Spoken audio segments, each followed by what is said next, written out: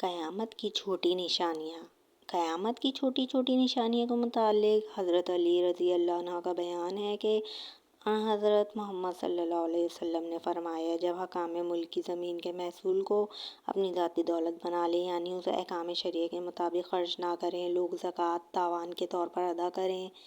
لوگ امانت کو مال غنیمت کی طرح اپنے اوپر حلال سمجھنے لگیں، شوہر اپنی بیوی کی ہر ناجائز بات ماننے لگے اور والدین کی نافرمانی کرے اور برے لوگوں سے دوستی کر لے۔ علم دین حصول دنیا کی غرض سے سیکھا جائے، ہر قوم میں ایسے لوگ سردار بن جائیں جو ان میں سب سے زیادہ کمینے، بد اخلاق اور لالچی ہوں، انتظامات نالائق لوگوں کے سپرد کر دیے جائیں، خدا کے نافرمانوں کی عزت صرف ان کے خوف کی وجہ سے کی جائے،